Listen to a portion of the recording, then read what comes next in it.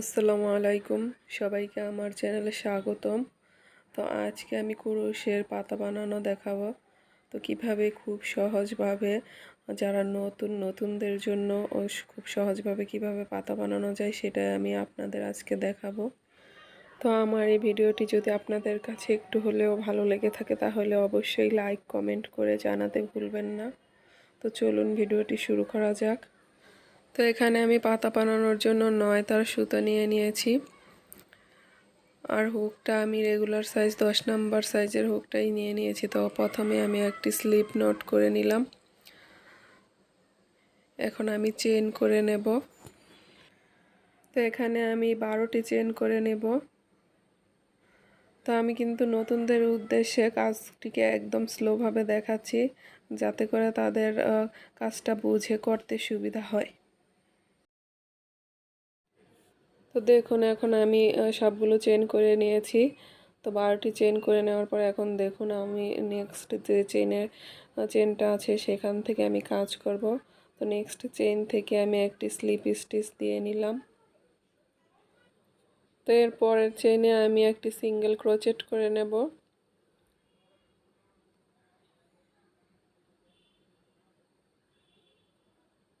তারপরের চেনে আমি দেখুন একটি হাফ ডাবল ক্রোচেট করে নেব। হাফ ডাবল ক্রোচেট করে নেওয়ার পরে আমি তারপরে করে দেখুন আমি ডাবল ক্রোচেট করে নেব।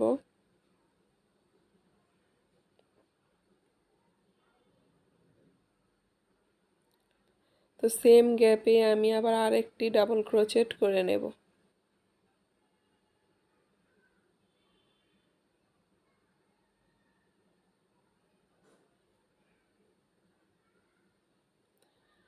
এখন দেখুন আমি তারপরে চেনে একটি ট্রিপল ক্রোশি করে নেব।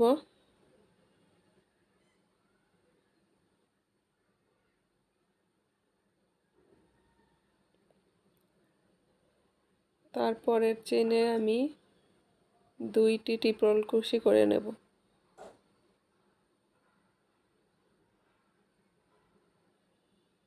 তো এখানে আমি মাঝখানে মোট 4টি ট্রিপল ক্রোশি করে নেব। দুই পাশে 2টি ট্রিপল ক্রোশি এবং মাঝখানে আমি একই চেনের মধ্যে 2টি ট্রিপল ক্রোশি করে নেব। এখন মাঝে আমি 2টি ট্রিপল ক্রোশি করে নিয়েছি। তো তারপরের চেনে আমি আবার একটি ট্রিপল ক্রোশি করে নেব।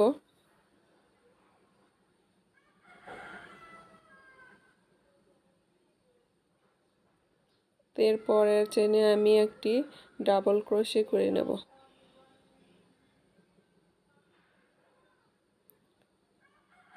তো দেখুন প্রথম দিকে কিন্তু আমি 2টি ডাবল ক্রোশি করে নিয়েছিলাম একটি চেনে, কিন্তু এদিকে দেখুন আমি লাস্টের দিকে একটি ডাবল ক্রোশি করেছি একটি চেনের মধ্যে। তো তারপরে চেনে আমি একটি হাফ ডাবল ক্রোশি করে নিলাম।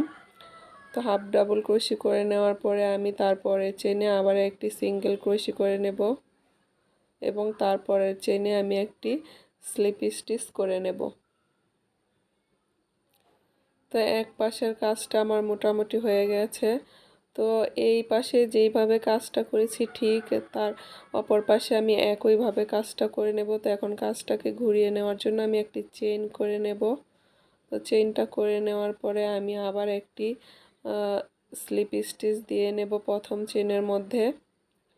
তো যেই চেনে আমার সিঙ্গেল ক্রোশি হয়েছে সেখানে আমি একটি সিঙ্গেল ক্রোশি করে নেব এবং যেখানে আমার একটি হাফ ডাবল ক্রোশি হয়েছে সেখানেও আমি একটি হাফ ডাবল ক্রোশি করে নেব।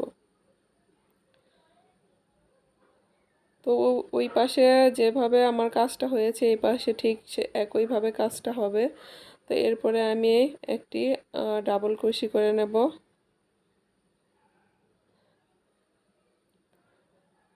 এবং তারপরের চেনে আমি একটি ট্রিপল ক্রোশি করে নেব।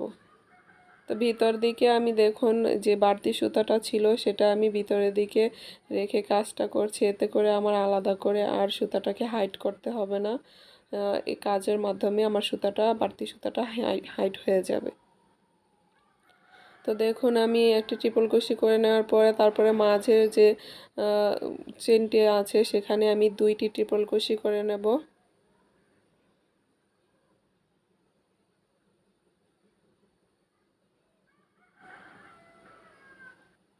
এরপর পরের চেইনেও আমি আবার একটি ট্রিপল ক্রোশে করে নেব।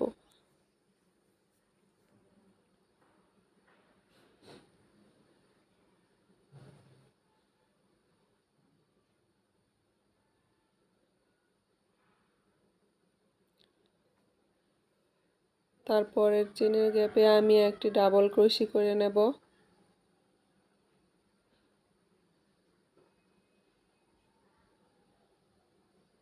তারপরের স্পেসে আমি একটি হাফ ডাবল ক্রোশে করে নেব।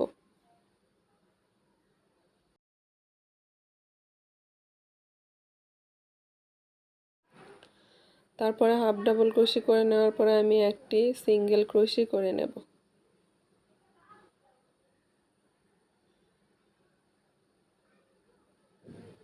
এখন আমি একটি স্লিপ স্টিচ করে দেব।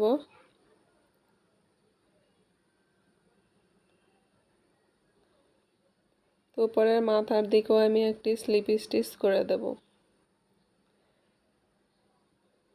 এখন যে উপরের বাড়তি সুতাটা আছে সেটা আমি কেটে দেব।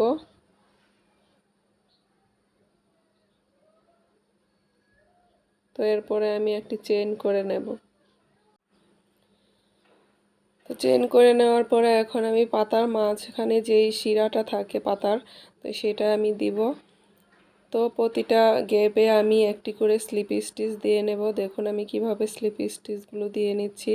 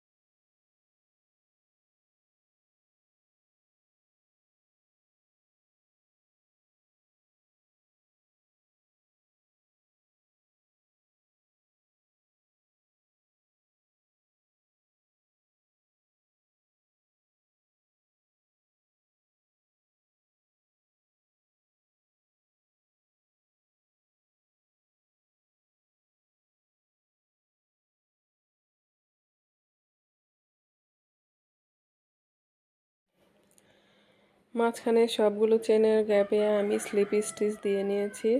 এখন লাস্টের দিকে দেখুন আমি একদম মাথার দিকে মিলিয়ে একটি স্লিপ স্টিচ দিয়ে নেব। তারপর লাস্টে আমি 3টি চেইন করে নেব। তো 3টি চেইন করে নেওয়ার পরে আমি কাজটিকে লক করে বাড়তি করে সুতাটা রেখে কেটে নেব। তো দেখুন মাঝখানের পাতার শিরাটা কত সুন্দর হয়েছে। তো সুন্দর একটি পাতার শেপ চলে এসেছে।